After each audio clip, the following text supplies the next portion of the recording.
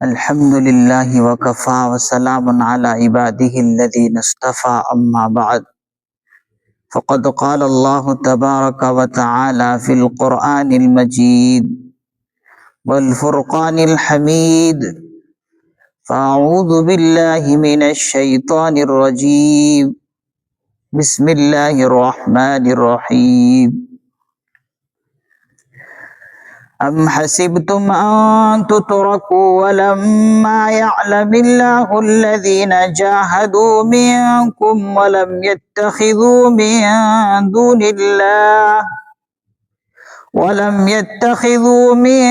دون الله ولا رسوله ولا المؤمنين وليجا والله خبير بما تعملون ما كان للمشركين أن يعمروا مساجد الله شاهدين على أنفسهم بالكفر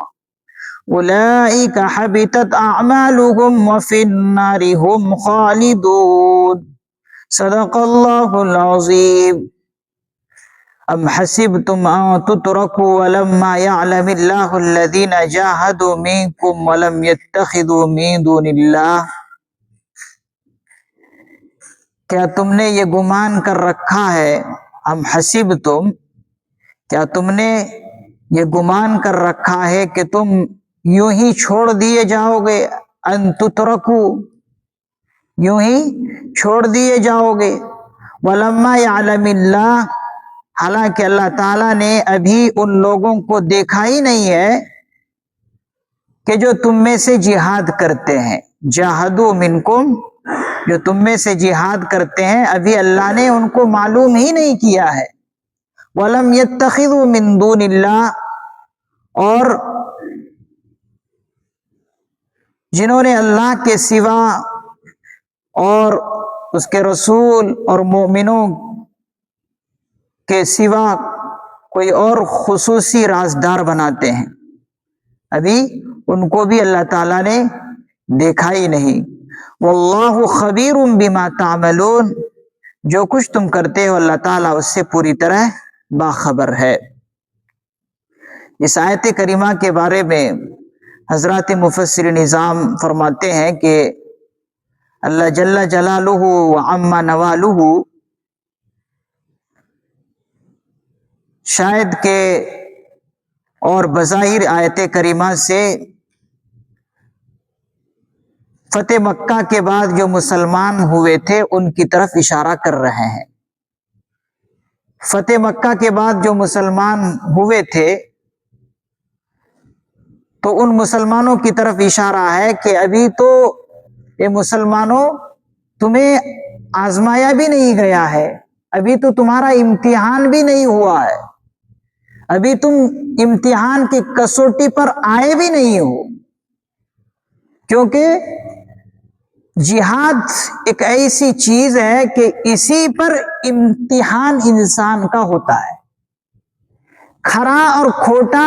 اسی کسوٹی پر جا کر معلوم ہوتا ہے کہ کون مخلص مسلمان ہے، کون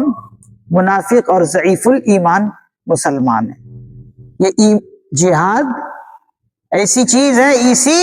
معیار پر مسلمانوں کو تولا جاتا ہے کہ کون تم میں سے جہاد کا ارادہ کرتا ہے یا کون جہاد کر رہا ہے، اسی معیار پر لوگ جو ہے تولے جاتے ہیں۔ تو فتح مکہ کے بعد ابھی ان مسلمانوں کو تو وہ موقع آیا بھی نہیں تھا، تو گویا کہ اللہ تعالیٰ بتا رہے ہیں کہ فتح مکہ کے بعد کے مسلمانوں تم اس کے لیے تیار رہو، کیونکہ اس سے پہلے جو مسلمان تھے وہ تو فتح مکہ سے پہلے بے شمار جنگوں میں شریک ہو چکے تھے، ان کا یہاں پر مسئلہ نہیں ہے، ان کو نہیں کہا جا رہا، بلکہ جو فتح مکہ کے بعد مسلمان ہوئے تھے ان سے اللہ تعالیٰ مخاطب ہے بظاہر کہ ابھی تو تمہیں پرکھا ہی نہیں گیا ہے، ابھی تو تمہارا امتحان ہوا ہی نہیں کہ تم میں سے کون ارادہ رکھتا ہے جہاد کا یا کون ارادہ نہیں رکھتا ہے۔ اسی طریقے سے انہی لوگوں سے یہ بھی بتایا گیا کہ تمہیں اللہ اور اس کے رسول اور مومنین کے سوا کسی کو رازدار اور بھیدی بنانا بھی درست نہیں ہے، تمام مسلمانوں سے بھی یہ بات کہی جا سکتی ہے کہ کوئی بھی اللہ اور اس کے رسول اور مومنین کے سوا کسی غیر مسلم کو، کسی مشرک کو رازدار اور بھیدی مت بناؤ، چاہے تمہارا وہ کتنا ہی قریبی کیوں نہ ہو جائے، چاہے تم ان کے ساتھ اٹھنا بیٹھنا چلنا پھرنا ہر وقت کرتے ہو، لیکن بھیدی اور رازدار ان کو کبھی نہ بناؤ، کبھی بھی تم کو اور تمہاری اسلام کو نقصان پہنچا سکتا ہے۔ تو اللہ نے تو ابھی یہ بھی تمہارے بارے میں معلوم نہیں کیا کہ تم میں سے کون اس کا ارادہ کرتا ہے یا نہیں کرتا ہے، تو چاہیے کہ تم اس کا ارادہ رکھو اور پوری طرح تیار رہو، قوت کے ساتھ اس کے لیے تیار رہو، جہاد کے لیے تیار رہو۔ تو فتح مکہ کے بعد کے مسلمانوں کو اس کی تاکید کی گئی، واللہ خبیر بما تعملون، اور جو کچھ تم کر رہے ہو اللہ تعالیٰ اس سے پوری طرح کیا ہے، باخبر ہے۔ تم اس کی تیاری میں ہو یا نہیں ہو یہ بھی سمجھ لینا کہ اللہ کو معلوم ہے۔ آگے رکوع کی اگلی آیت ہے، ما کان للمشرکین ان یعمروا مساجد اللہ شاہدین علی انفسہم بالکفر، تمام کے تمام مشرکین اس بات کے اہل ہے ہی نہیں، ما کان للمشرکین، مشرکین اس بات کے اہل ہے ہی نہیں، اس بات کے مستحق ہے ہی نہیں کہ وہ اللہ کی مساجدوں کی تعمیر کرے۔ ما کان للمشرکین ان یعمروا مساجد اللہ، مشرکین اس بات کے اہل اور مستحق اور لائق نہیں ہے کہ وہ اللہ کی مساجدوں کی تعمیر کرے۔ کیوں؟ شاہدین علی انفسہم بالکفر، اس لیے کہ وہ خود اپنے آپ پر کفر کے گواہی ہے۔ کیا مطلب؟ کہ کسی کافر اور مشرک کے لیے یہ زیبا ہی نہیں ہے کہ وہ اللہ کی گھروں کو آباد کرے اور وہ پاسبان بنے۔ مشرکین مکہ یہ کہا کرتے تھے کہ ہم تو بیت اللہ کے پاسبان ہیں، ہم تو بیت اللہ کے متولی ہیں، ہم تو بیت اللہ کے ٹرسٹی ہیں، ہم تو پانی پلاتے ہیں حاجیوں کو، ہم یہ کرتے ہیں، یہ کرتے ہیں۔ اللہ تعالیٰ نے یہ آیت اتار کر بتایا کہ تم کافر اور مشرک ہونے کی حالت میں بیت اللہ کے ٹرسٹی اور پاسبان اور متولی ہو ہی نہیں سکتے۔ کیوں؟ اس لیے کہ تم ایمان سے خالی ہو۔ اللہ کی عبادت کے گھر کو آباد کرنا ایک مسلمان کی ذمہ داری ہے، تمہاری ذمہ داری نہیں ہے۔ تمہاری کوئی ضرورت ہی نہیں ہے کہ بیت اللہ کا تم جھاڑو دو، بیت اللہ کے سامنے ارد گرد گھومو، ننگے پھرو، تالیاں بجاؤ، تمہاری ضرورت ہی نہیں ہے۔ کیوں؟ اس لیے کہ یہ عبادت ہے ہی نہیں تم جس کو عبادت سمجھتے ہو، اور عبادت کرنے کے مستحق وہی ہیں جو ایمان کی دولت سے پہلے مالا مال ہو۔ تم بے ایمان ہو،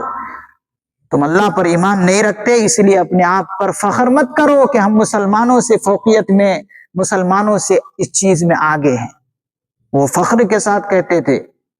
حضرت عباس رضی اللہ عنہ کے بارے میں یہ آتا ہے، جب فتح مکہ کے بعد وہ مسلمان ہوئے،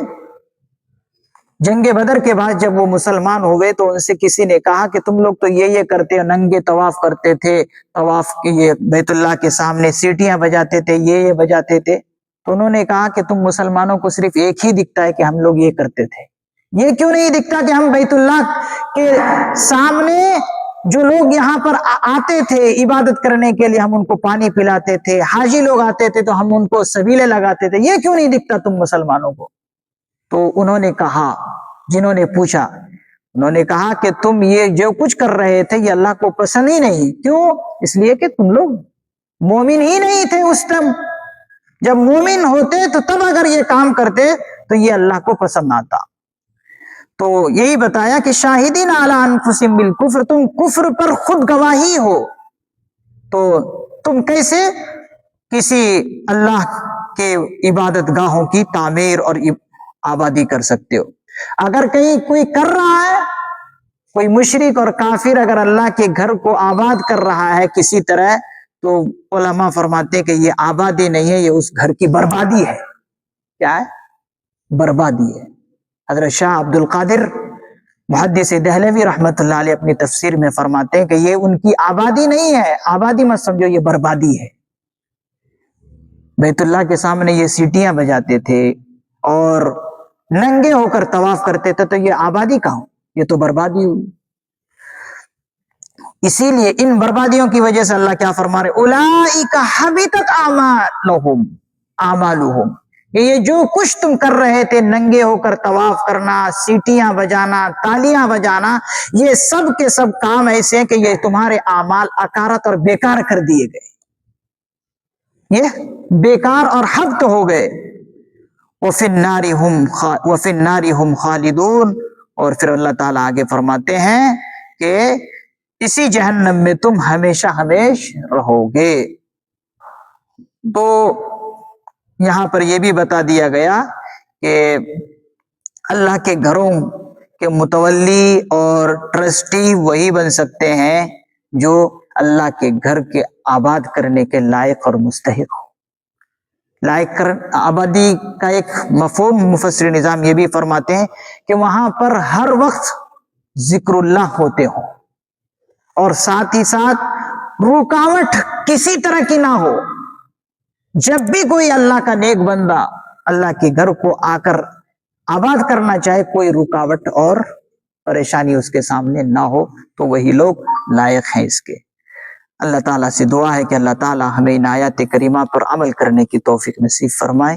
آمین۔ سبحان اللہ و بحمدہ، سبحانک اللہم و بحمدک، ونشہد ان لا الہ الا انت، ونستغفرک ونتوب الیک۔ سبحان ربک رب العزت عما یصفون، وسلام علی المرسلین، والحمد للہ۔